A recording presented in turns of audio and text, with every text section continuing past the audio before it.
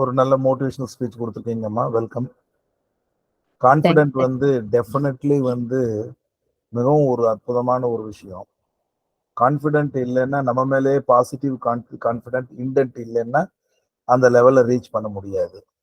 But இவ்வளோ சர்க்கம்ஸ்டன்ஸ்ல எல்லா ஃப்ரெண்ட்ஸும் வந்து இதை தெரிஞ்சுக்கணும்னு ஆர்வத்தோட வர்றது ப்ராக்டிக்கல் ஓரியன்டா ஒரு நல்ல விஷயம்தான். ஏன்னா அகாடமிக்கல்ல காலேஜில் படிக்கிறதுக்கும் கோர்ட்ல உண்மையிலே நடந்துட்டு இருக்கிறதுக்கும் எதுக்கும் சம்மந்தமே இருக்காது, வித்தியாசமா இருக்கும் பார்க்கறதுக்கு. Anyhow, we will land into the Negotiable Instrument Act 89, which is a predominant law. இன்னைக்கு வந்து எந்த கோர்ட்லையுமே வந்து ஒரு ஃபாஸ்ட் ட்ராக் லெவல்ல நிறைய வழக்குகள் சேர்ந்து அதை டிஸ்போஸ் பண்றதுக்காக இருக்கக்கூடிய ஒரு இம்பார்ட்டண்ட்டான ஒரு ப்ரொவிஷன். அதனால இது வந்து ரொம்ப இன்டிஸ்பின்சிபிள். எங்கெல்லாம் வந்து உங்களுக்கு கமர்ஷியல் டிரான்சாக்ஷன் அதிகமா இருக்குதோ, செக் டிரான்சாக்ஷன் கண்டிப்பா இருக்கும், பேங்கிங் டிரான்சாக்ஷன் ஜாஸ்தி இருக்கும், அங்கெல்லாம் டெஃபினெட்லி வந்து அதனுடைய டிஃபிகல்ட்டிஸும் ஜாஸ்தி இருக்கும். அதனாலதான் இன்டர்வென்ஷன் ஆஃப் தி கோர்ட்டும் அதுல நிறையாவும் இருக்கு. எல்லா ஊர்லயுமே ஃபாஸ்ட் ட்ராக் கோர்ட் இப்போ வந்தாச்சு. So their intention to clear the cases within a span of time, எவ்வளோ குயிக்காக அதை டிஸ்போஸ் பண்ண முடியுமோ பண்ணணும் அப்படிங்கிறது தான் அவங்களுடைய அல்டிமேட் எய்மும் கூட. ஸோ இந்த சர்க்கம்ஸ்டன்சஸ்ல நம்ம ரொம்ப இண்டஸ்ட்ரியஸாக இருந்தால் மட்டும்தான் நம்மளும் பெட்டர் சர்வீஸ் நம்ம ஆஃபர் பண்ண முடியும். Okay, with that we will go into this Negotiable Instrument Act. நான் ஃபுல்லாகவே இங்கிலீஷில் லெக்சர் பண்ணாலும் பண்ணுறேன், தமிழில் பண்ணுறனாலும் பண்ணுறேன், கலந்து பண்ணுறனாலும் பண்ணுறேன், அது ஒன்றும் இஷ்யூ இல்லை. நெகோஷியபிள் இன்ஸ்ட்ருமெண்ட் ஆக்டை பொறுத்த வரைக்கும் தமிழ்ல எல்லாருக்கும் தெரியும், மாற்றுமுறை ஆவண சட்டம். இப்போ இந்த மாற்றுமுறை ஆவண சட்டத்தை பொறுத்த வரைக்கும் ஒரு ஆவணம் கண்டிப்பாக இருக்கும். அந்த ஆவணம் வந்து பரிமாற்றம் அடைவதற்குரிய அழகா நம்ம டிரான்ஸ்ஃபர் பண்ண முடியும் அந்த ஆவணத்தை இன்னொருத்தருக்கு. அப்போ அந்த வகையான ஆவணங்கள்லாம் வந்து பரிமாற்றத்துக்கு உட்பட்ட பண சம்பந்தப்பட்ட ஆவணங்கள் வந்து நெகோஷியபிள் இன்ஸ்ட்ருமெண்ட் ஆக்ட்ல வந்து வகையங்கள் செய்யப்பட்டிருக்கு. இதுல 3 ஆவணத்தை பத்தி நம்ம தான் தெரிஞ்சுக்க போறோம். அந்த ஆவணங்கள் மாத்திரம்தான் இதுல வந்து இருக்கு, ரிமைனிங் ஆவணங்களை இதுக்கு கட்டுப்படுத்தாது. ஸோ முதல் ஆவணம் வந்து ஒரு promissory note. Promissory note is defined as a negotiable instrument. ரெண்டாவது ஆவணம் செக், காசோலைகள். மூணாவது வந்து பில் ஆஃப் எக்ஸ்சேஞ்ச். இந்த மூணாவது சொல்ல பில் ஆஃப் எக்ஸ்சேஞ்ச் நம்மளுடைய நண்பர்களுக்கு வந்து அவ்வளவு பரிச்சயமா இருக்கிறதுக்கு வாய்ப்புகள் ரொம்ப கம்மி. பட் செக்கை பத்தி தெரிஞ்சிருப்போம், புறநோட்டை பத்தி தெரிஞ்சிருப்போம். நீங்க நான் ஃபர்ஸ்ட் சொல்ல வர்றது, இந்த நெகோஷியபிள் இன்ஸ்ட்ருமெண்ட் ஆக்ட் வந்து கிரிமினல் ப்ரொசீஜராகவும் பயன்படுத்திக்கலாம், சிவில் ப்ரொசீஜருக்கும் பயன்படுத்திக்கலாம். இது போத் தி கோர்ட்ஸுக்கும் வந்து யூஸ்ஃபுல். இப்போ ப்ராமிசரி நோட் அப்படின்ற போது எல்லாமே நம்ம ஈஸியா என்ன சொல்லிடுறோம், மணி சூட் அப்படின்னு சொல்லிடுறோம், based on the money suit, recovery of money அப்படின்னு சொல்றோம். But promissory note plays a predominant role. So negotiable instrument, அப்போ that is a suit under negotiable instrument act அப்படிங்கிறது நம்ம நடைமுறையில் நம்ம யோசிக்கிறது இல்லை, பார்க்கறது இல்லை. மணி சூட் ரெக்கவரி அப்படின்னு நம்ம போயிடுறோம். அதுலேயும் நிறைய இன்வால்மெண்ட் இருக்கு. இதை வந்து நம்ம 138 இருக்கக்கூடிய ப்ராசிக்யூஷன் சொல்லக்கூடிய செக் கேஸ் மட்டும்தான் நெகோஷியபிள் இன்ஸ்ட்ருமெண்ட் ஆக்ட்ல அப்படிங்கிறது கிடையாது. It involves a number of subjects. அநேகமா கண்டிப்பா இந்த ஒரு செஷன் இந்த நெகோஷியபிள் இன்ஸ்ட்ருமெண்ட் ஆக்டுக்கு பத்தாது. எனக்கோ ப்ரிலிமினரில இருந்து நம்ம போகணும். ஸோ முதல்ல வந்து ப்ராமிசரி நோட் அப்படிங்கிற இதை நம்ம பார்த்துருக்கோம். That has been defined. நீங்க செக்ஷன் 2ல பார்த்தீங்கன்னா என்ன ப்ராமிசரி நோட்னா என்ன, 2, 3 எல்லா ஆக்ட்லயுமே டெஃபினிஷன் கிளாஸ்ல கண்டிப்பா இருக்கும். ப்ராமிசரி நோட் அப்படின்னு நம்ம மனசுல நினைச்சிட்டாலே புறநோட்டு ஒருத்தர் கொடுக்குறாரு, வாங்குறாரு, கேஸ் போடுறாரு அப்படி கலோக்கியலா தெரிஞ்சுக்கிறத விட நம்ம அட்வொகேட்ஸ் டீப்பா தெரிஞ்சுக்க வேண்டியது சூட்சமமான வார்த்தை என்னன்னா, அது வந்து பாத்தீங்கன்னா டிமாண்ட் ப்ராமிசரி நோட் அப்படிங்கிறதா நம்ம பயன்படுத்தணும். ப்ராமிசரி நோட் பயன்படுத்தல பிரயோஜனம் இல்லை. ஆன் டிமாண்ட் ப்ராமிசரி நோட் அந்த உண்மையான சும்மானது தான். ஆன் டிமாண்ட் வந்தாதான் காஸ் ஆஃப் ஆக்ஷன் வரும், இல்லைன்னா it's a dormant promissory note. On demand, யார் யாருக்கு எழுதி கொடுத்துருக்கிறாரோ அவர் அந்த பணத்தை வேணும்னு திருப்பி கேட்கும் பொழுது ஆன் டிமாண்ட் ஏற்படும் போது வழக்கு மூலம் உருவாயிடும், கொடுக்கலன்னா. ஸோ ஆன் டிமாண்ட் தான் ரொம்ப முக்கியம். இதை எப்படி நம்ம லீகலா டிஃபைன் சொல்லலாம், சூட்சமான வார்த்தைகள் என்னன்னா, it clubbed with a unconditional promise. It clubbed with a unconditional promise. Promissory note அப்படின்னா ஆன் டிமாண்ட்னு வர்றது லிட்டரல் மீனிங். லாயரா தெரிஞ்சுக்க வேண்டியது, அட்வொகேட்டா தெரிஞ்சுக்க வேண்டியது அன்கண்டிஷனல் ப்ராமிஸ். யார் யாருக்கு கொடுக்குறாரு? ப்ராமிஸ் ஆன் டிமாண்ட், நீ எப்போ கேட்டாலும் உனக்கு நான் பணத்தை திருப்பி தரத்துக்கு தயாரா இருக்கேன் அப்படிங்கிற ஒரு உத்தரவாதத்தை தான் அது அடங்கியிருக்கு. அதனால it is an on demand promissory note with unconditional promise. இப்போ அடுத்த அதே வகையத்துல செக் வருது. செக்கும் one among the negotiable instrument act படி வரக்கூடிய ஒரு இன்ஸ்ட்ருமெண்ட். இப்போ செக்குன்னா எல்லாருக்கும் தெரியும், காசோலைன்ட்டு ஒரு வங்கியில வந்து ஒரு பிரிண்டட் ஃபார்ம்ல கொடுத்துருப்பாங்க, அதை வந்து ஃபில்அப் பண்ணி கொடுப்பாரு. அப்போ இந்த ஆக்டை பொறுத்த வரைக்கும் ப்ராமிசரி நோட்டை எழுதி கொடுத்துறவர் யாரு, வாங்குறவர் யாரு, பெனிஃபிஷரி யாரு, செக் எழுதி கொடுக்குறவர் யாரு, செக் எழுதி வாங்குறவர் யாருன்னா அவங்களுடைய பேர்கள் எல்லாம் வந்து இன்ஸ்டெட் ஆஃப் பேரை பயன்படுத்துறதுக்கு பதிலாக பெட்டிஷனர் அக்யூஸ்டுங்கிற பயன்படுத்துறதுக்கு பதிலாக டிராயர், ஒரு செக்கை எழுதி கொடுக்குறவர் வந்து ஒரு டிராயர். அந்த செக்கை யாருக்கு பெனிஃபிட் ஆகுதோ அவரு drawee. So drawer draws a cheque in favour of the drawee. இங்க என்ன இருக்குங்க, நெகோஷியபிள் இன்ஸ்ட்ருமெண்ட்ல அங்க அன்கண்டிஷனல் ப்ராமிஸ் பார்த்தோம். செக்ல என்ன இருக்கு, எல்லாரும் அண்டர்லைன் பண்ணிக்கோங்க, அன்கண்டிஷனல் ஆர்டர் இருக்கு. Without unconditional order no cheque is sustains. இப்ப இருக்குன்னு சொன்னா, இப்ப ப்ரோனோட்ல வந்து அன்கண்டிஷனல் ப்ராமிஸ் இருந்தாதான் அது ப்ரோனோட். செக்குன்னு எடுத்துட்டீங்கன்னா அன்கண்டிஷனல் ஆர்டர் இருந்தாதான் அது cheque. Just having printed form will not yield the quality of a cheque. So நம்ம லாயர் என்ன தெரிஞ்சுக்கணும், அட்வொகேட்ஸ் என்ன தெரிஞ்சுக்கணும்னா, செக்கா வந்து விஷுவலா பார்க்காம அதுல வந்து அன்கண்டிஷனல் ஆர்டர் இருக்கா, அதை எங்க எப்படி ஃபைண்ட் அவுட் பண்றது, அதுதான் இந்த நம்ம தொழிலோட சூட்சமம். அடுத்து bill of exchange. Bill of எக்ஸ்சேஞ்ச்னா நிறைய பேருக்கு தெரியுமான்னு எனக்கு தெரியல, இருந்தாலும் நான் சொல்லிடுறேன். பில் ஆஃப் எக்ஸ்சேஞ்ச்ங்கிறத வந்து முந்தைய காலங்களில் ஹுண்டி, HUNDI அப்படிங்கிற வாசகங்கள் பயன்படுத்தியிருந்தாங்க. இன்னும் வந்து அது எந்த இடத்துலலாம் பயன்படும் அப்படின்னு பார்த்தீங்கன்னா, சப்போஸ் ஒரு நம்ம நார்த் இந்தியாவில இருந்து நமக்கு ஒரு கன்சைன்மெண்ட், ஒரு பொருளானது நம்ம சவுத் இந்தியாவுக்கு வருது அப்படின்னா ஒரு லாரியில் அனுப்புவாரு, லாரியில வேபில் கொடுப்பாங்க. அந்த வேபில் தான் வந்து கொண்டு போய் டெண்டர் பண்ணாதான் அந்த கன்சைன்மெண்ட்டை வந்து நம்மளுக்கு லோக்கல்ல டெலிவரி பண்ணுவாங்க. இதை நம்ம ப்ராக்டிக்கலா தெரிஞ்சிருப்போம்.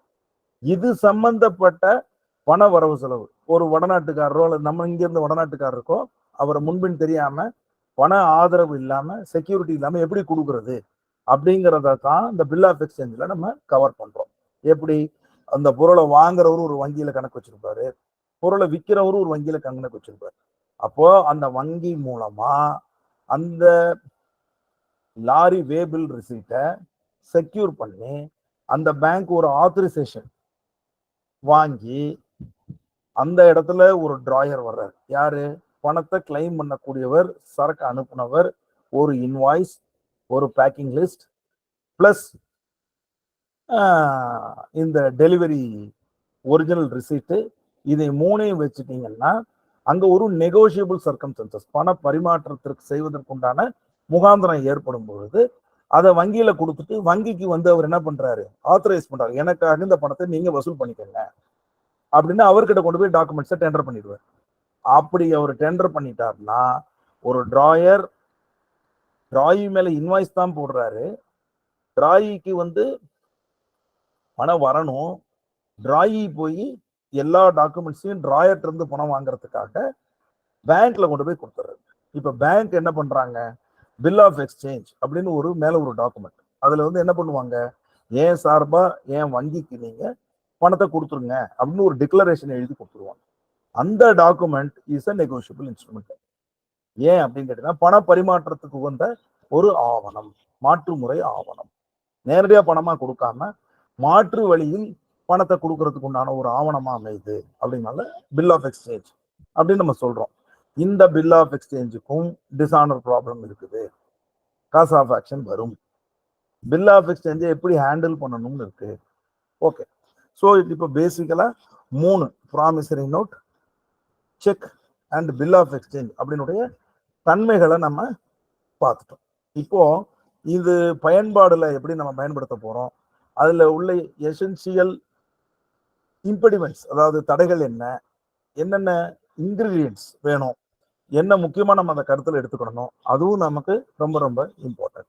ஸோ செக்ஷன் டெஃபினிஷன் கிளாஸ்ல what is promissory note, what is bill of exchange and what is cheque அப்படிங்கிறது for a better understanding. Unconditional promise இருந்தால் அது ப்ரோனோட், அன்கண்டிஷனல் ஆர்டர் இருந்தா அது வந்து செக். பில் ஆஃப் எக்ஸ்சேஞ்சுக்கும் அன்கண்டிஷனல் ஆர்டர் இருக்கும். ஸோ எங்கேயுமே இதுல பாத்தீங்கன்னா ஒரு கண்டிஷனல் சர்க்கம்ஸ்டன்சஸ் இருந்ததுன்னா அங்க வந்து நெகோசியபிள் எக்ஸ்ட்ரிமெண்ட்டா அது ஈல்ட் ஆகாது. ஃபார் எக்ஸாம்பிள், ஒரு ப்ரோனோட் எழுதி கொடுக்குறாரு, எழுதி கொடுத்துட்டு நீ 1 வருஷம் வரைக்கும் நீ என்கிட்ட கேட்கக்கூடாது, 1 வருஷத்துக்கு அப்புறம் தான் நீ வந்து இந்த பணத்தை கேட்கணும்னு நீங்க அதை எழுதி கொடுத்தீங்கன்னா அது ப்ரோனோட்டே கிடையாது. அதை நல்லா புரிஞ்சுக்கணும். அதே மாதிரி ஒரு செக் எழுதி கொடுக்கும்போது ஒரு போஸ்டேட்டட் செக்கை முன்னாடியே கொடுத்துட்டு நீ முன்னாடி போட்டுக்கோ அப்படின்னு சொல்ல முடியாது. ஏன்னா there is no order to pass a money on such and such date. So unconditional ஆர்டர்னா பர்ஃபெக்டா இன்னைக்கு இவருக்கு இதுக்கு கொடுங்க அப்படின்ற மாதிரி இருக்கணும். சரி, இப்போ டேர்ம்ஸ்க்கு வருவோம், செக்குக்கே வந்துருவோம் நேரடியா. இப்போ கிரிமினல் ப்ரொசீடிங்ஸ்ல வர்றது செக் டிரான்சாக்ஷன், இதுல வரக்கூடியது ப்ராமிசரி நோட்ல வர்றது சிவில் டிரான்சாக்ஷன். எந்தெந்த செக்ஷன்லாம் சிவிலுக்கு ரொம்ப முக்கியம்? இப்போ இது எத்தனையோ பேர் மணி சூட் நடத்தியிருப்போம். கையெழுத்து ப்ரோனோட்ல இருந்தா போதுங்க, ப்ரோனோட்ல இருக்க கையெழுத்தை வந்து உடைக்காத வரைக்கும் அந்த கேஸ் அவரால் ஜெயிக்க முடியாதுங்க, விட்னஸ் நம்மால் தான் இருப்பாங்க, அதனால தாராளமா வந்து சாட்சி சொல்லிடுவாருங்க, பணம் கொடுக்கல் இருக்குது அப்படிங்கிற போது கண்டிப்பா நமக்கு டிகிரி வந்துருங்க அப்படின்னு எல்லாம் தெளிவா சொல்லுவாங்க. பட் அது வந்து அந்த மாதிரி சர்க்கத்துல நாம வழக்க வந்து பிளைண்டிஃபிக்காக வரும் பொழுது டிஃபென்ஸ் சைட்ல ஒரு கான்ட்ராவென்ஷன் எடுக்க முடியாத அளவுக்கு நாம கொண்டு போகணும். அதே மாதிரி நாம டிஃபென்ஸ் சைட்ல டிஃபெண்டன்ட்டுக்காக வரும்பொழுது பிளைண்டிஃபோடைய கிளைம் வந்து தப்பானது அப்படிங்கிற நிரூபிக்கக்கூடிய சர்க்கம்ஸ்டன்சஸையும் நம்ம உணர்ந்திருக்கணும். இது ரெண்டும் கட்சிக்காரங்களுக்கு தெரியாது. இது absolutely full and full of work of advocates only. So நம்ம இண்டஸ்ட்ரியஸா இருந்தா மட்டும்தான் அந்த மணி சூட் வழக்குகள்ல நாம வந்து சரியான ஒரு ஆம்பிட்ல நம்ம கட்சிக்காரருக்காக நம்மளுடைய பார்ட்டிக்காக சரியான ஒரு இதை. இப்போ இதே மாதிரி தான் செக் கேஸ்லையும், செக் கேஸ் வரும்போது அதை கிரிமினல் ப்ரொசீடிங்ஸா கொண்டு வந்துடுறாங்க. பீனல் ப்ரொவிஷன் இருக்கிறதுனால அஃபென்ஸ் அப்படிங்கிற வார்த்தை பீனல் ப்ரொவிஷனு, அதை நீங்க சரியான முறையில் பயன்படுத்தினா court is empowered to grant conviction for maximum of 2 years fine and with compensation also. இந்த மாதிரி இருக்க சர்க்கம்ஸ்டன்சஸ்ல அது பீனல் ப்ரொவிஷன்ல வர்றதுனால அது கிரிமினல் ப்ரொசீடிங்ஸ்ல வருது. செக்கையே வந்து நீங்க சிவில் கோர்ட்லயே நீங்க சைமல்டேனியஸா போட்டு சிவில் ப்ரொசீடிங்ஸும் நம்ம சூட்டாகவும் நம்ம பயன்படுத்தலாம், since it is a negotiable instrument act. Right, இப்போ செக்குக்கு வர்றோம். செக்ல வரும் பொழுது ரொம்ப ரொம்ப இம்பார்ட்டன்ட் அன்கண்டிஷனல் ஆர்டர். இப்போ செக் எழுதி கொடுக்கிறவர் டிராயர், செக்கினுடைய பெனிஃபிட்டை என்ஜாய் பண்றவர் டிராயி. இந்த செக்கை டிராயி கொண்டு போய் டிராயியோட பேங்க்ல தான் டெபாசிட் பண்றாரு கலெக்ஷனுக்கு. அப்ப அந்த பேங்க் யாரு? Drawee bank. He is a holder. டிராயிக்கு என்னென்ன ரெஸ்பான்சிபிலிட்டிஸ் இருக்கோ, டிராயிக்கு என்னென்ன ரைட்ஸ் இருக்கோ அத்தனையும் அவங்க வங்கிக்கு ஹோல்டர் ஆனவர் வந்து அன்கண்டிஷனல் ஆர்டர் இங்க யார் பாஸ் பண்றாரு? டிராயர் வந்து டிராயிக்கு எழுதி கொடுக்கறது அன்கண்டிஷனல் ஆர்டர். கலெக்ஷன் ஏஜென்ட்டா வந்து செயல்பட போறவர் வந்து டிராயியோட bank. So bank is the holder. அந்த ஹோல்டரை வாங்கிட்டு அங்க இருந்து அந்த செக்கை கிளியரிங்காக டிராயர் பேங்க்கு அனுப்புற ப்ராசஸ்க்கு பேரு கலெக்ஷன் ப்ராசஸ், கிளியரிங் ப்ராசஸ் அப்படின்னு சொல்றது. இந்த ப்ராசஸ்ல இருக்கும் பொழுது இந்த ஹோல்டர் வந்து என்ன ஸ்டேஜுக்கு தள்ளப்படுறாருன்னா ஹோல்டர் இன் டியூ கோர்ஸா மாறுறாரு. தேராஃப்டர் இந்த டிராயர் பேங்க் வந்து செக்கை பாஸ் பண்ணிட்டாங்க, ஆனர் பண்ணிட்டாங்க அப்படின்னா பணத்தை வந்து டிராயி பேங்க்ல வந்து கிரெடிட் ஆன உடனே தான் அந்த ஹோல்டர் அப்படிங்கிற சர்க்கம்ஸ்டன்சஸ் மாதிரி drawee becomes the owner of the money. So these are the transaction about the drawer, drawee, how he has become as a holder and holder in due course. இதையெல்லாம் நாம வந்து புரிஞ்சுக்கணும். அதே மாதிரிதான் ப்ராமிசரி நோட். ப்ராமிசரி நோட்ல வந்து எழுதி கொடுப்பவர், அதன் பலனை பெறுபவர், ரெண்டு பேரோட டீடைல்ஸும் பர்ஃபெக்டா அதுல இருக்கணும். With unconditional promise to repay the money on demand இருக்கணும். அந்த மாதிரி அது வடிவமைக்கப்பட்டிருக்கணும். இந்த அட்டஸ்டார் அப்படின்னு சொல்லக்கூடிய சாட்சிகள் புறநோட்ல எங்க வர்றாங்க அப்படின்னா, content is irrelevant for the witnesses. அவங்க வந்து எக்ஸிகியூஷன் ஆஃப் தி ப்ராமிசரி நோட்டுக்கு மட்டும்தான் அவங்க விட்னஸ் பண்றாங்க. எப்படி? கடன் கொடுத்தவரும் கடன் பெறுபவரும் எங்க முன்னாடி தான் கையெழுத்து போட்டாங்க. அவங்க ரெண்டு பேரும் கையெழுத்து போடுறத நாங்க கண்ணால பார்த்தோம். So the execution of the promissory note has been effected in between the parties, has been visualized by us அப்படின்னு ஒரு சாட்சி சொல்லிட்டாருனாலே அந்த execution of the pro note has been totally evidenced before the court of law. ஆனா அந்த மாதிரி வழக்குகள்ல நீங்க defence எடுக்கும் போது என்ன ஏரியாவை பார்த்தா முடியும்? ரெண்டு விஷயம் பார்க்கணும். ஒண்ணு, வழக்கை நடத்துவதற்கு கொஸ்டின் ஆஃப் லா பேசிஸ்ல நடத்தணும். அப்படி இல்லைன்னா question of facts. Question of fact அப்படின்னா பொருண்மையை பொறுத்து எழுப்பப்படும் வினாக்கள், அதாவது சங்கதிகளை பொறுத்து எழுப்பப்படும் வினாக்கள். சங்கதி என்ன? இத்தனாம் தேதி வந்தாரு, இத்தனாம் தேதி கேட்டாரு, ஏன் முன்னாடி கேட்டாரு, நான் கொடுத்தேன், நான் வாங்கினேன், அவர் பணத்தை கேட்டேன், திருப்பி தரல, அதனால எனக்கு வேற வழியே இல்லை, நான் நோட்டீஸ் அனுப்புனேன், நோட்டீஸை பெற்றுக்கிட்டாரு, பணம் அப்பவும் திருப்பி தரல, நான் வேற வழி இல்லாம கோர்ட்டுக்கு வந்திருக்கேங்கிறது சங்கதி. இவர் என்ன சொல்லுவாரு? அப்படி எல்லாம் இல்லைங்க, நான் வெத்து புறோ நோட் போட்டு கொடுத்தேன், நான் வாங்கினது 10,000 20,000 50,000 1 லட்சம் தான், அவர் வந்து 10 மடங்கா போட்டிருக்காரு, 5 மடங்கா போட்டிருக்காரு, சாட்சி முன்னாடி போடலன்னா பூர்த்தி பண்ணாம தான் கொடுத்தேன், செக்யூரிட்டியா கொடுத்தேன், பணத்தை வாங்கிட்டு என் பிராவரத்தை கொடுக்கவே இல்லை, அவர் ஏமாத்துறாரு, ராங்ஃபுல் கெயின்ஸ் காண்டி போட்டிருக்கிறாரு அப்படின்னு சொல்லி இந்த சைடு கட்சிக்காரர் சொல்றதும் ஃபேக்ட். அப்போ நீங்க கவனிக்க வேண்டிய விஷயம் என்னன்னா, நம்ம எல்லாம் வந்து practising advocates, we should ensure our success. எப்படி பண்ண முடியும்? ஒரு கிளைண்ட் சொல்ற ஃபேக்டை போய் நீங்க கோர்ட்ல பேசுனீங்கன்னா அது ஜெயிக்கிறதுக்கு உண்டான ப்ராபபிலிட்டிஸ் இருக்காது. அப்போ வின்னிங் ரேஷியோ நீங்க ஏதர் பிளைன்டிவ் சைட்லயோ ஆர் ஃப்ரம் தி டிஃபெண்டன்ட் சைட்ல வர்றது முக்கியம் இல்லை. நீங்க கேஸ வந்து கொஸ்டின் ஆஃப் ஃபேக்ட்ஸ் டிபெண்ட் பண்ணி நீங்க கேஸ் நடத்துனீங்கன்னா, அதாவது சங்கதிகளை பொறுத்து நீங்க வந்து வழக்க நடத்துனீங்கன்னா winning ratio is very much less. Winning ratio is very much less. அப்ப நீங்க என்ன செய்யணும்? டிஃபென்ஸ் எடுக்கிறவரா இருந்தாலும் சரி, அஃபென்ஸ் பண்றவரா இருந்தாலும் சரி, இந்த சட்டத்தை பொறுத்து எழுப்பக்கூடிய வினாக்கள் அதைத்தான் பயன்படுத்தி பண்ணணும். அப்படி பண்ணும் பொழுது எந்த ஒரு வழக்கறிஞர் சட்டப்பூர்வமான சூட்சமத்தை வந்து கையில யூஸ் பண்றாரோ அவருக்கு வந்து வின்னிங் ரேஷியோ ப்ரோனோட் கேஸ்ல அதிகமாக இருக்கும். அப்போ நீங்க என்ன உங்களுக்கு இந்த ப்ரோனோட் கேஸ் நடத்துறதுன்னா அது ஒரு சொல்லிட்டு சாட்சியை நிரூபிச்சுட்டா போகும்னா, ஒரு சாட்சியானவர் வந்து சொல்றாரு, நிச்சயமா வந்து பினான்சியல் டிரான்சாக்சன் பண்றவங்க எல்லாம் எழுதி வாங்கிக்கிட்டு சேஃப் சைட்ல பல வக்கீல்கிட்ட ஒப்பீனியன் வாங்கி பல வழக்குகளை இன்ஃபேக்ட் வந்து அவங்க நம்மளை விட அவங்க அதிகமா சட்ட நுணுக்கங்கள்லாம் தெரிஞ்சுக்கிட்டு நமக்கு வந்து சொல்லிட்டு அவங்களோட மவுத் பீஸா நம்ம நடக்கணும்ன்றதெல்லாம் எதிர்பார்த்து நம்மளுடைய சம்பளத்தை அதுக்கு தகுந்த மாதிரி குறைச்சு கூட்டி கொடுக்காம எல்லாமே செஞ்சு நம்மளோட திறன்பட நடத்துறவங்க தான் பினான்சியல்ஸ் இருப்பாங்க. அப்ப நீங்க அவங்கள்ட்ட இருந்து discriminate, I am a lawyer, I know the act and privileges காட்டணும்னா இந்த வழக்குல ப்ராமிசரி நோட்டை பொறுத்த வரைக்கும் கொஸ்டின் ஆஃப் லாவை எங்க ரைஸ் பண்ண முடியும்? இப்ப நான் அதை சொல்லல, நீங்க மனசுல பண்ணிக்கோங்க. ப்ராமிசரி நோட்டை கற்பனை பண்ணிக்கோங்க. அதுல என்ன எல்லாம் சங்கதி தானே, குடுக்கல் வாங்கல் தானே, இதுல எங்க போய் கொஸ்டின் ஆஃப் லாவை போய் ரைஸ் பண்ண முடியும்? அப்படின்னா எங்க முடியும் அப்படின்னு யோசிங்க. அதுக்கு நெகோசியபிள் இன்ஸ்ட்ருமெண்ட் ஆக்ட்ல எந்த செக்ஷன் நம்மளுக்கு வந்து லாவை வந்து நீங்க ரைஸ் பண்றதுக்கு வாய்ப்புகளை உற்பத்தி பண்ணும் அப்படின்னு பார்க்கணும். சரி, இப்ப அதுக்கும் நான் விளக்கம் நான் சொல்லிடுறேன். நம்பர் 1, ப்ராமிசரி நோட்டாக இருந்தாலும் சரி, செக்காக இருந்தாலும் சரி, கோர்ட்டு மூலமா அதை வந்து ஒரு பரிகாரம் அவங்க தேடணும் அப்படின்னா அது சம்பந்தப்பட்ட பண பரிமாற்றமானது லீகலி என்ஃபோர்ஸபிளா இருக்கும்.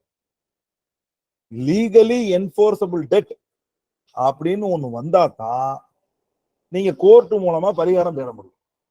அப்ப நீங்க அந்த இன்ஸ்ட்ருமெண்ட்ல அல்லது நோட்டீஸ்ல அல்லது கன்டென்ஷன்ல எங்கேயாவது சட்டத்தை பொறுத்து லீகலி என்ஃபோர்ஸபிள வந்து எஸ்டாப்ளிஷ் பண்ணிருக்காங்களா வாசகங்கள்ல அப்படிங்கறத நீங்க ட்ரேஸ் அவுட் பண்ணிட்டீங்கன்னாலே டெஃபினட்டா கேஸ வந்து லீகல் என்டைட்டில கேஸ நடத்தி வின்னிங் ரேஷியோ கொண்டு போயிடலாம். அதாவது இண்டஸ்ட்ரியஸ்னஸ். இந்த ஒரு நீங்க வந்து ப்ரோனோட்டுக்காருக்கு நோட்டீஸ் கொடுக்கறதாக இருந்தாலும் சரி, ப்ரோனோட்டு பெறப்பட்டு பணம் வாங்கினவருக்கு எதிர்த்து நீங்க ரிப்ளை நோட்டீஸ் கொடுக்கறதாக இருந்தாலும் சரி, அதுல எந்த ப்ரொவிஷனை பயன்படுத்தி அந்த நோட்டீஸை ரிப்ளை பண்ணணும் அப்படிங்கறதா அதுல இருக்க சூட்சமம். இதுக்கு ரொம்ப ரொம்ப இம்பார்ட்டன்டான செக்ஷன் 118. 118ல தான் கன்சிடரேஷன் அண்ட் ப்ரிசம்ஷனை பத்தி ரொம்ப தெளிவா சொல்றாங்க. இது ப்ரோனோட்டுக்காக பயன்படுத்தக்கூடிய செக்ஷன். நீங்க வந்து ஒரு ப்ரோனோட்ல வந்து எழுதி கொடுக்கப்பட்டது, செக்யூரிட்டியா கொடுக்கப்பட்டது, அன்ஃபேரா வாங்கிட்டது, ராங்ஃபுல் கெயின்ஸ்க்காக வேண்டியது, இதெல்லாம் ஃபேக்சுவல் ஆஸ்பெக்ட்ல பேசினீங்கன்னா வின்னிங் ரேஷியோ பண்ண முடியாது. ஆனா consideration is not past pursuant to the execution of the promissory note அப்படிங்கிற சூட்சமத்தை நீங்க புடிச்சீங்கன்னா, that is the claim made by the plaintiff is not a legally enforceable debt under these specific circumstances that no consideration has been passed pursuant to the alleged execution of the promissory note. சரிங்களா? அதாவது தமிழ்ல சொல்லணும்னா, ஒரு கடனுறுதி சீட்டை பொறுத்தவரை அதனை பொறுத்து எழுப்பப்படும் டிமாண்ட், அதாவது வேண்டுதல், ஒரு வாதியால் ஏற்படும் பொழுது அவரு காஸ் ஆஃப் ஆக்ஷனை உருவாக்குவதற்காக கொடுக்கப்பட்ட வழக்கறிஞர் நோட்டீஸ்ல கன்சிடரேஷன் பத்தி எவ்வாறு விளக்கி இருக்கிறார் என்பதை தெளிவுபடுத்தி கொண்டு அதை நோக்கி ரிப்ளை பண்ணும் பொழுது அல்லது அதை எக்ஸசைஸ் பண்ணும் பொழுது தெளிவான சட்ட நுணுக்கங்களை நம்ம பயன்படுத்திட்டோம்னா, நீங்க உங்களுக்கு பின்னாடி எந்த வகையில் அந்த கேஸை நடத்தினாலும் நீங்களே சரியான ஒரு ஃபவுண்டேஷனை வின்னிங் ரேஷியோக்கு போட்டு கொடுத்துருவோம். ஸோ நம்மளுடைய பார்வை எப்படி இருக்கணும்? லீகலா இருக்கக்கூடாது. நம்ம பார்வை எப்படி இருக்கணும்? ஃபினான்ஷியலா இருக்கக்கூடாது. நம்ம பார்வை எப்படி இருக்கணும்? சயின்டிபிக்கா இருக்கணும். சயின்ஸ் என்ன சார் பண்ணுது? நீங்க ஒரு சயின்ஸ்ல பாத்தீங்கன்னா ஒரு முக்கியமான விஷயம் என்னன்னா, ஈக்குவேஷன்ஸ் வரும், ஃபார்முலாஸ் வரும், பட் எண்ட் ரிசல்ட் வரும். எண்ட் ரிசல்ட் வந்து பர்ஃபெக்ட் ஆன்சர் இருந்தாதான் அது சயின்டிபிக்கா அது பாஸ் ஆகும், இல்லைங்களா? அதே மாதிரி லீகல்ல scientific approach is very much needed about the consideration circumstances under section 118. So my friends, நீங்க கூகுளுக்கு போங்க, உங்க செல்போனை பயன்படுத்துங்க, கேட்ஜெட் எல்லாத்தையும் பயன்படுத்துங்க. 118வது செக்ஷன்ல இருக்கக்கூடிய வெரைட்டிஸ் ஆஃப் ஜட்ஜ்மெண்ட்ஸை படிச்சு பாருங்க. எஸ்பெஷலி ப்ரோனோட்டை பத்தி உள்ள டிஸ்கஷன்ஸை படிச்சு பாருங்க. அங்கதான் உங்களுக்கு அந்த கன்சிடரேஷன் அப்படிங்கறது எப்படி வந்து நம்ம மூதாதைய வழக்கறிஞர்கள், முன்னோர்கள், நமக்கு இருக்கவங்க எல்லாம் எப்படி டார்கெட் பண்ணிருக்காங்க, எப்படி வின்னிங் ரேஷியோ கொண்டு வர்றாங்கன்ற சூட்சமத்தை நீங்க தெரிஞ்சுக்க முடியும். இப்ப நான் உங்களுக்கு இந்த ஒரு சைடேஷன் தரேன், இதை படிச்சுக்கங்க, கன்சிடரனை பத்தி முக்கியமா இருக்குன்னு நான் சொன்னேன்னா your minds will be narrowed. உங்க மைண்ட்ஸ் எல்லாம் வந்து நேரோடே கிடையாது. Everybody is an innovator, everybody is a discoverer. So நீங்க ஆம்பிட் என்னவா இருக்கணும்னா, புது புதுசான விஷயங்களை வந்து கண்டுபிடிச்சு கொஸ்டின் ஆஃப் லால என்ன வருதுங்கிறத பார்த்து செக்ஷன் 118 டார்கெட்டைஸ் பண்ணிட்டீங்கன்னா winning ratio, even perfect execution of the document, அதாவது டிஃபெண்டன்ட் எனது கையெழுத்து தான் என்று ஒத்துக்கொண்டிருந்த நிலையிலும் கூட நம்ம ஒரு வெற்றி வாகை சூடுவதற்கு வழிவகைகள் செய்யும். ஸோ ப்ராமிசரி நோட்டை பொறுத்த வரைக்கும் ஓரளவுக்கு நீங்க நான் சொன்ன கான்செப்டை, இது வந்து டெக்னிக்கலா இருக்குன்னு நீங்க நினைக்க வேணாம்.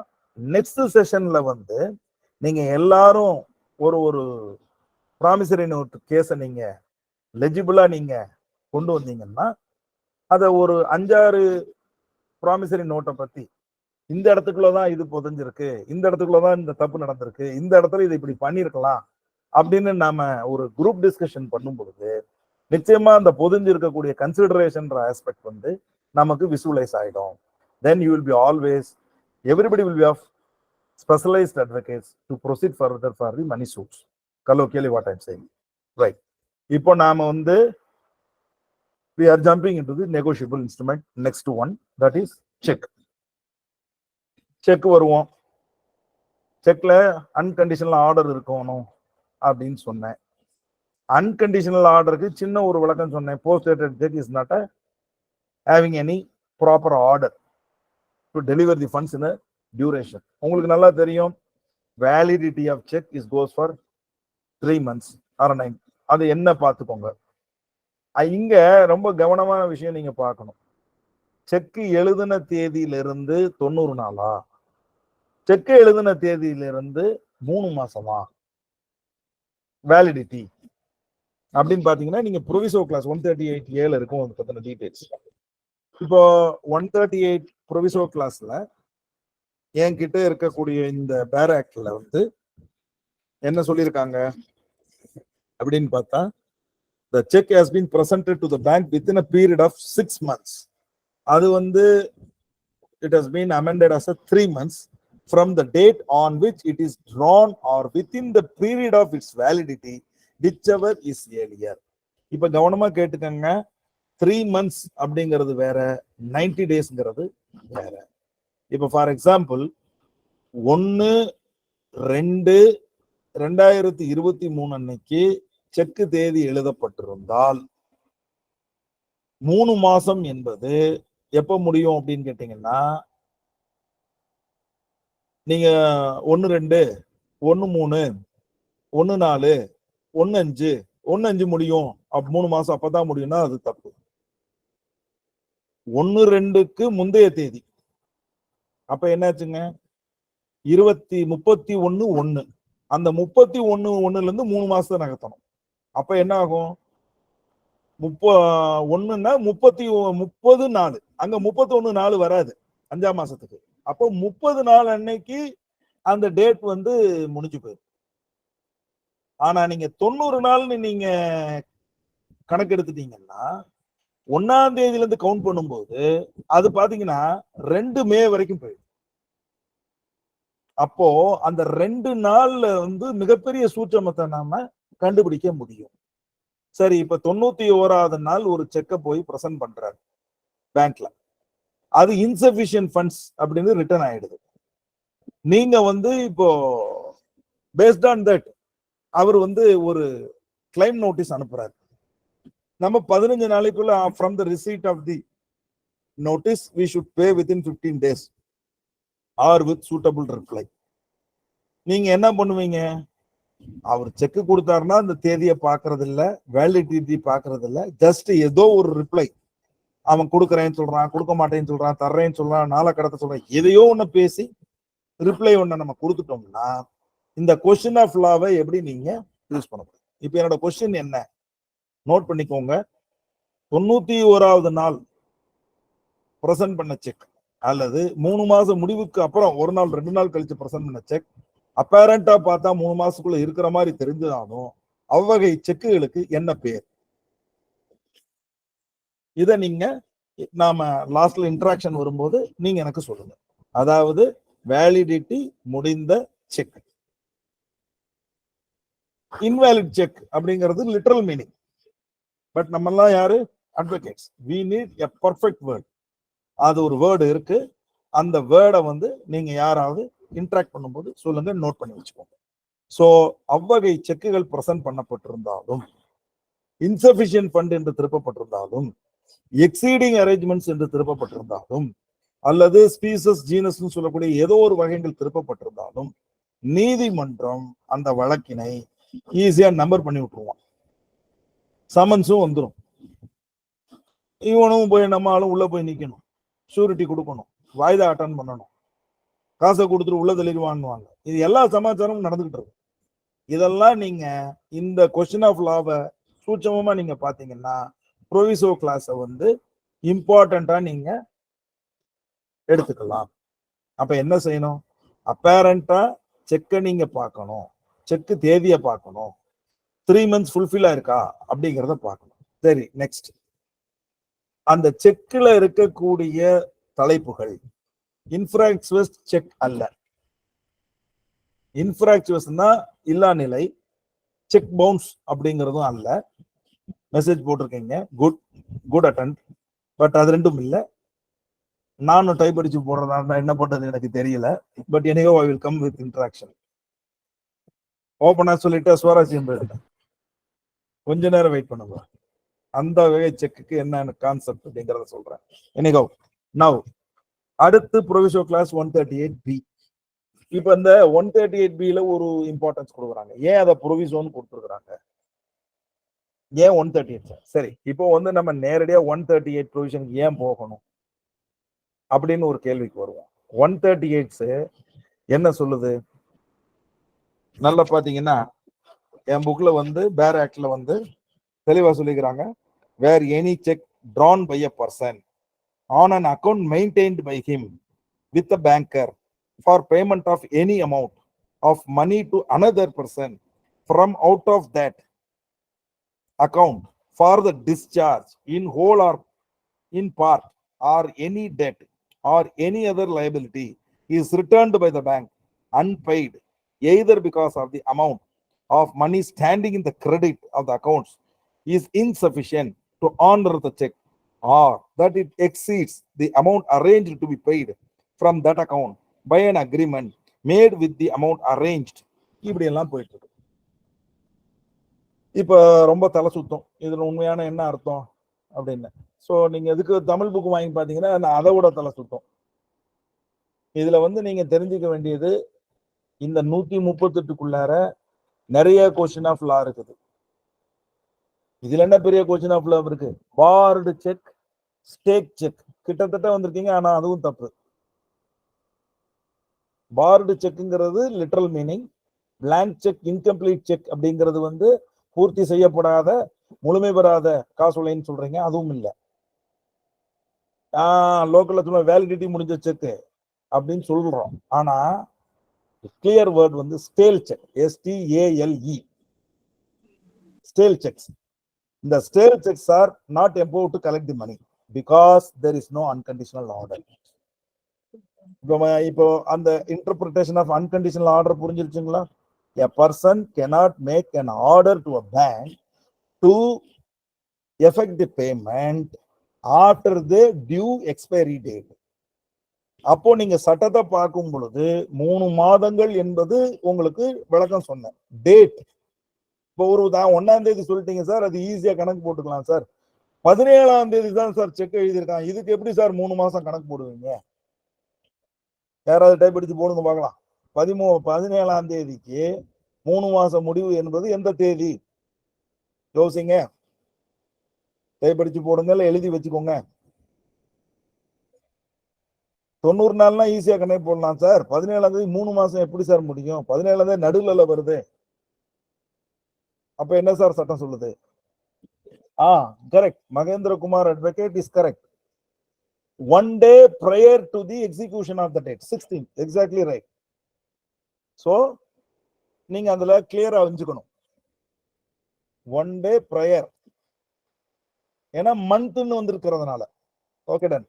இப்போ அன்கண்டிஷனல் ஆர்டர் இருக்கா இல்லையா என்பதை நீங்க ப்ரொவிஷன்ல இருந்து தெரிஞ்சுக்கிறீங்க. அதே மாதிரி 138 ஸ்ட்ரைட் பேர் ஆக்ட்ல மிக மிகவான விஷயங்கள் இருக்குது. ஃபர்ஸ்ட் ஆஸ்பெக்ட், ராயர் தன்னால் பராமரிக்கப்பட்டு வரும் கணக்கில் இருந்து மட்டுமே காசோலை வழங்கப்பட்டிருத்தல் வேண்டும். That means a drawer has to draw a check from the account maintained by him. அப்போ ஒரு கொஸ்டின் நல்லா வருது, ஏன் செக்கை எடுத்து நீங்க ஃபில்அப் பண்ணி கொடுத்துட்டீங்கன்னா அது செக் ஆகுமா? அது செக்கோட வேலிடிட்டியே போயிடும். Because the check was not drawn by a proper drawer. So அதனால சட்டம் ரொம்ப தெளிவா சொல்லுது, தன்னால் பராமரிக்கப்பட்டு வரும் கணக்கிலிருந்து கொடுக்கப்பட்ட காசோலையானது. First point. செகண்ட் பாயிண்ட், அந்த காசோலை யாருக்கு கொடுக்குறாங்க?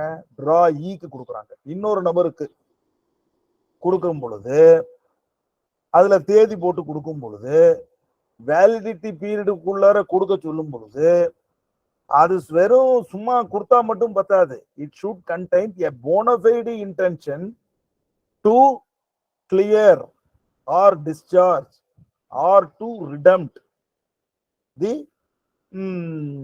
liability or the dues either in part or in full. இதோட அர்த்தம் என்ன அப்படின்னா, கொடுக்கும் தொகையானது கொடுக்க வேண்டிய பாக்கிக்காகவோ கொடுக்க வேண்டிய பாக்கி பகுதிக்காகவோ முழுமையாகவோ அல்லது கொடுக்க வேண்டிய பற்று தொகைக்காகவோ அந்த காசோலை வழங்கப்பட்டிருத்தல் வேண்டும். In order to discharge either part or full of the dues. இங்கதான் ஒரு important question as a lawyer புரிஞ்சுக்கணும்.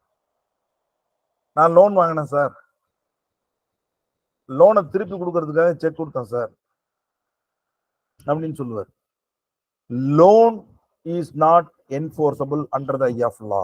நான் முதலே சொன்னேன், என்ஃபோர்சபிள் டெட் இருந்தா தான் வழக்கு மூலம் வரும். லோன் கொடுத்தார் சார், அப்ப லோனை வந்து அடைக்கிறதுக்காக செக் கொடுத்தார் சார் அப்படின்னா, லோனை அடைக்கிறதுக்காக செக் கொடுக்கிறாருன்னா loan becomes debt, D E B T. Debt is enforceable, loan is a transaction. அப்ப இந்த லோனை பத்தி பேசுறது வந்து கொஸ்டின் ஆஃப் ஃபேக்ட். டெட் அது மாறும் பொழுது கொஸ்டின் ஆஃப் லா. அப்ப நீங்க என்ன செய்யணும்? கடப்பாடு, ஆப்ளிகேஷன், சார்ஜ், கலன், இதெல்லாம் வந்து ஒரு பற்றை ஏற்படுத்தும். ஒரு பணத்தை கொடுக்க வேண்டிய ஒரு நிலைமையை உருவாக்கும். அதுக்காக டிஸ்சார்ஜ் பண்றதுக்காக கொடுப்பார். இப்போ மனைவி வாங்கிய கடனை தீர்ப்பதற்காக எனக்கு அவர் பணம் கொடுத்தா அங்க கடப்பாடு வந்துருது. ஆனா அவர் கணக்குல இருந்து தான் அவர் கொடுக்கணும். மனைவி செக் எடுத்து இவர் கையில் போட்டு கொடுக்க கூடாது. அது வந்து உங்களுக்கு invalid check, wrong check. It's not at all a check.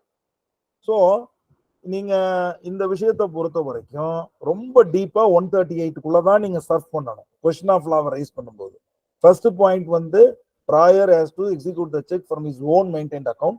Second one on the issuance of the check should be in a bona fide in nature to discharge either part or full liability or a debt enforceably in nature. ரெண்டு.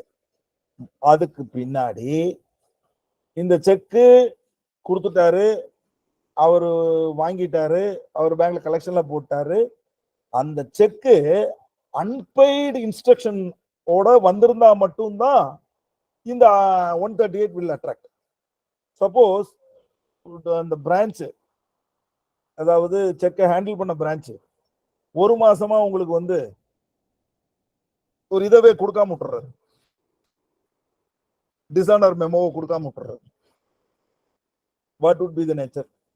இப்போ உங்ககிட்ட ஒரு client வர்றாரு, sir நான் செக்கை 18ஆம் தேதியே collection போட்டேன் sir, ஒரு மாசம் கழிச்சு எங்க பேங்க்ல இருந்து ரிட்டர்ன் மெமோ கொடுத்துருக்காரு சார், இது என்ன சார் செல்லுமா செல்லாதா சார்? பணம் வாங்க முடியும், இது ஏன் தப்பு இல்லையா சார்? அங்க பார்க்கணும். நீங்க நெகோசியபிள் இன்ஸ்ட்ருமெண்ட்ல டிராயர் பிரான்ச்சா இருந்தாலும் சரி, டிராயி பிரான்ச்சா இருந்தாலும் சரி, அந்த செக்கை வந்து டியூ டெலிஜென்ட்டா ஆபரேட் பண்ணணும். The instruction of the unpaid circumstances has to be notified by the drawee branch to the drawee in a அங்க லிமிடேஷன் இருக்கு பாருங்க. நீங்க டிசானர் ஆஃப் செக் அப்படின்னா ரிட்டர்ன் மெமோ கண்டிப்பா வந்து பேங்க் வந்து ஒரு ப்ரொவிஷன் மூலமா தானே போட முடியும். அதுக்கு ஒரு சட்ட இது இருக்கணும் இல்லையா? நீங்க வாங்க செக்ஷன் 100க்கு வந்து பாருங்க. செக்ஷன் 100க்கு வந்துட்டீங்கன்னா நோட்டிங் அண்ட் ப்ரொடெஸ்ட் அப்படின்னு ஒரு தலைப்புல வருது. 105 exact provision. Reasonable time. தலைப்பு பாருங்க, reasonable time. In determining what is the reasonable time for the presentment, for acceptance or payment, for giving notice of dishonor, and for noting regard shall be had to the nature of the instrument and the usual course of dealing with respect to similar instruments, and calculating such time, public shall be excluded. The very next day, அந்த return memo என்ன கொடுக்கணும், return instruction வந்து drawer பிரான்ச்ல இருந்து Troy பிரான்ச்சுக்கு வந்ததுல இருந்து 1 டேக்குள்ளார கொடுக்கணும். If it is a holiday, it has to be taken for the next day. So that is why law clearly says it's a reasonable time. 106 பாருங்க, 107 பாருங்க. அப்ப நாம வந்து செக் கேஸ் நடத்தும் போது 105, 106, 107 பிரிவுகளை பயன்படுத்தி இருக்கோமா? It's a mandatory. So அதுக்கு தான் நான் சொல்றேன், it's a question of law. நீங்க டியூ டெலிஜென்ட்டா டிரான்சாக்ஷனை வியூ பண்ணணும். 138ல வந்து என்னென்ன சொல்லியிருக்காங்கிறத நம்ம இப்ப எலாபரேட்டா பார்த்தோம். 138 ப்ரொவிசோ கிளாஸ்ல என்ன சொல்லியிருக்காங்க, இதெல்லாம் இருந்தாதான் அது வந்து நீங்க அஃபென்ஸுக்கே போக முடியுங்கிறாங்க. So any infirmities in 138 or to its proviso class, the accused side can easily succeed the case on the basis of question of law and not on the basis of the question of facts. அப்ப நம்ம டார்கெட்டை எங்க பண்ணணும், சூப்பர்பா பண்ணணும். ஓகேடா. அடுத்து very very important, a practical சூட்சமோ presumption. Right. இப்போ நான் உங்ககிட்ட ஒரு கொஸ்டின் போஸ்ட் பண்றேன். What is the presumption of the criminal courts? முதல்ல presumptionனா என்ன? தமிழ்ல அனுமானங்கள். ஒரு குற்றவியல் நீதிமன்றத்தில் நீதிமன்ற அனுமானம் என்பது என்ன? யாரோ ஒருத்தர் டைப் அடிச்சு போடுங்க பார்க்கலாம். குற்றவியல் நீதிமன்றங்களில் நீதிமன்ற அனுமானம் என்ன? What is the presumption of the criminal courts? Anybody?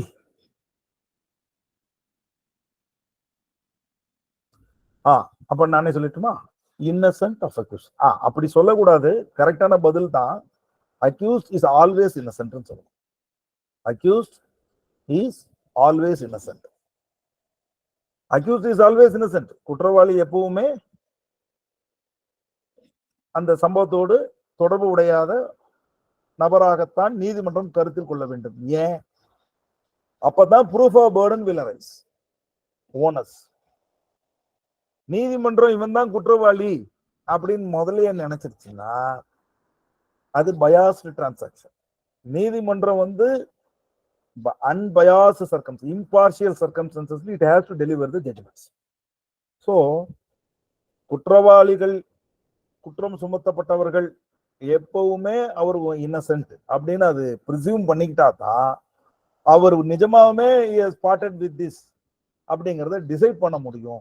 அப்படிங்கிறதுக்காக நான் அருமையா நம்மளுடைய சட்டங்களை வடிவமைச்சிருக்காங்க. ஆனா this is not squarely applicable to the negotiable instruments case.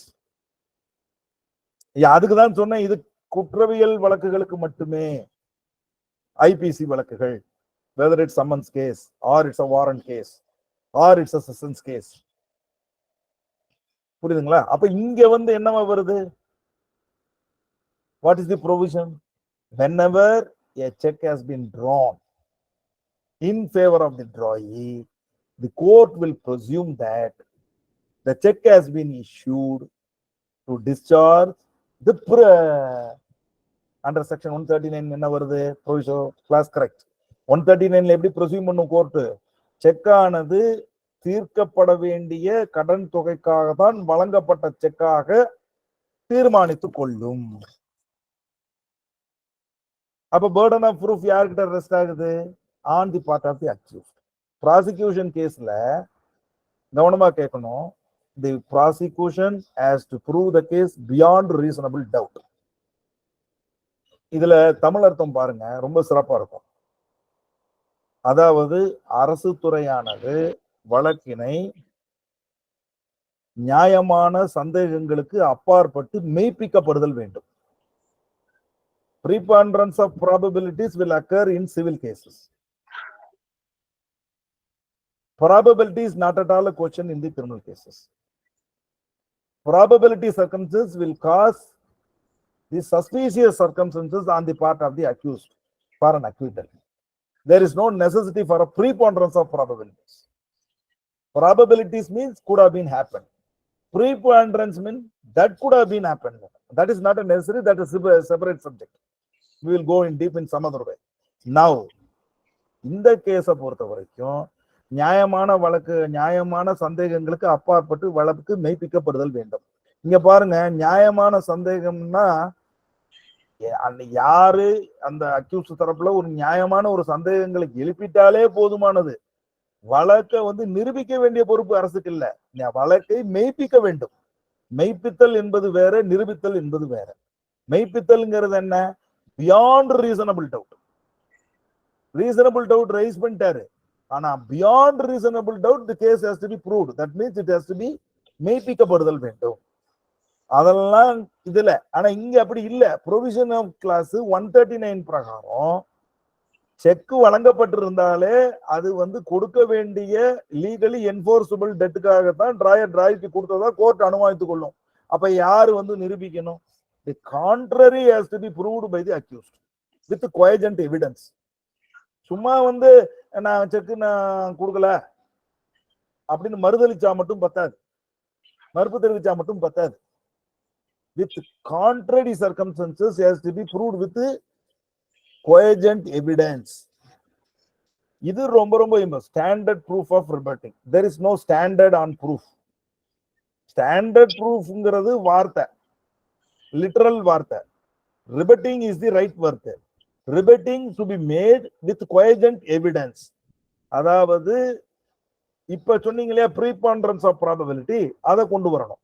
Probable சர்க்கம்ஸ்டன்சஸ்ல check கொடுத்திருக்க முடியாத ஒரு சூழ்நிலைய ஆதாரபூர்வமாக கோர்ட்ல நீங்க ப்ரொடியூஸ் பண்ணி அது சம்பந்தமான குறுக்கூஜான கேள்விகளை எழுப்பி முடிஞ்சா டிஃபென்ஸ் சைடுல எவிடன்ஸை காட்டினதுக்கு அப்புறமும் கம்ப்ளைண்ட் டார்மெண்டா படுத்து தூங்கிட்டு பழைய பலவே பாடிட்டு இருந்தாங்கன்னா கேஸ் வில் கோ அவே. அப்ப நீங்க என்ன பண்ணணும்? Contrary circumstances very very important defence எடுக்கிறவங்க. அதனாலதான் it is easy for the petitioner side for success ratio is more. அப்போ கொஸ்டின் ஆஃப் லாவை பார்க்கணும்.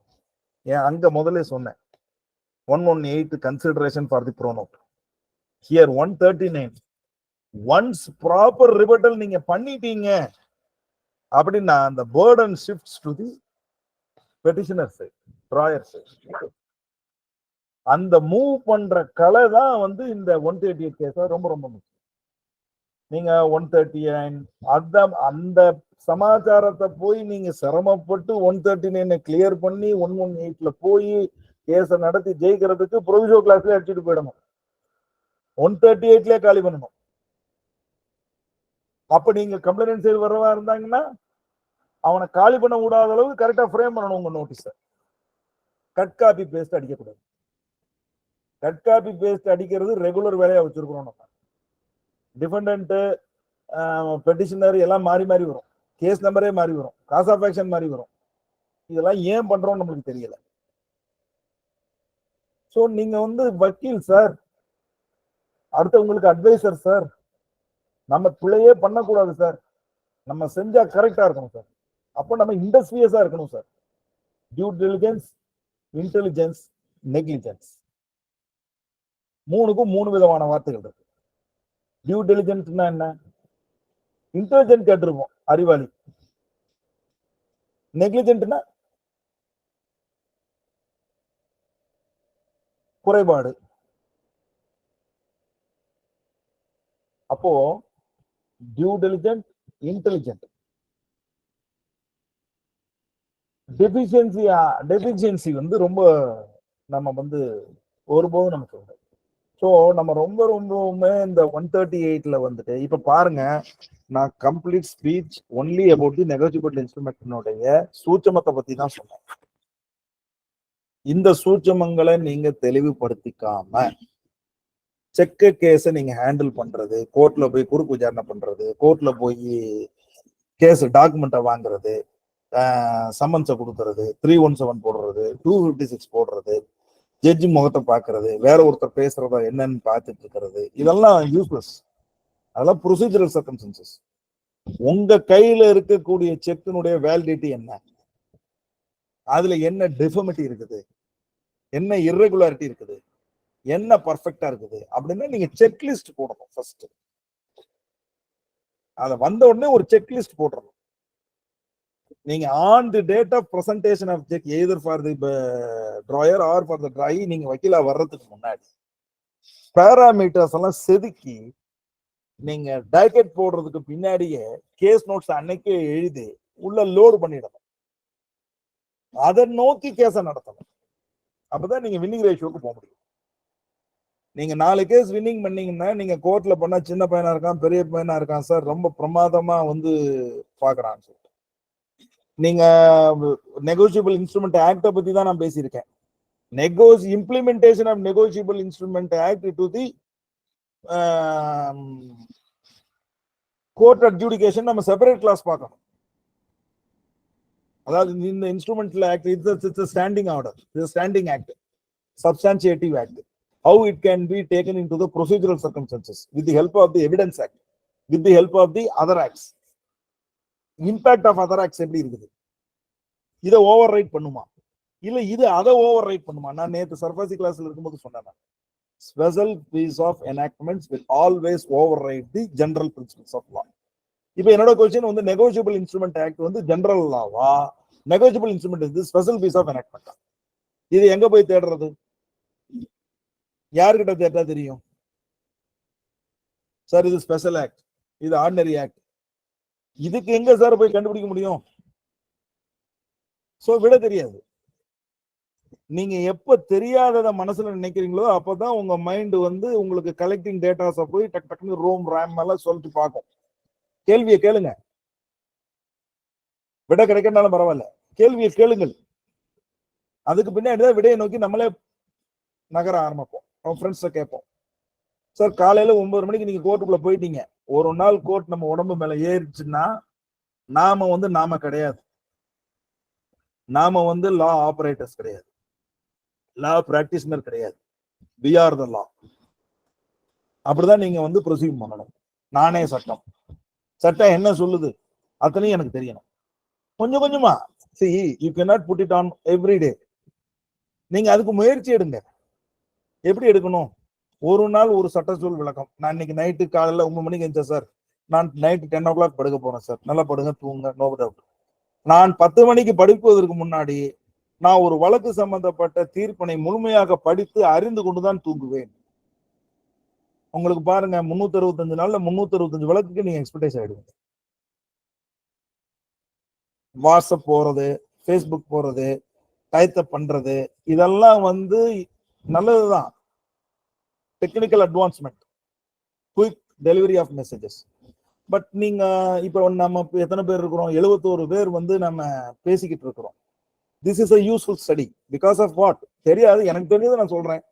might be my friends you may know little better than me. I am ready to listen it in the case of interactions. so நான் என்னத்தை கத்துண்டனோ அதை தான் நான் உங்ககிட்ட சூட்சமத்தை சொல்றேன். நீங்க சூட்சமங்களை புரிஞ்சுக்கோங்க. இப்போ I think I have tended near about 50 minutes of talks. I think it's a time for our interaction. இன்னும் நம்ம முழுமை பெறல நெகோஷியபிள் இன்ஸ்ட்ருமெண்ட் ஆக்ட்ல. We have to go for further 2 more sessions. So my all friends, you are all so liberty to talk with me. I'll be blessed to receive all your messages. Please ask me.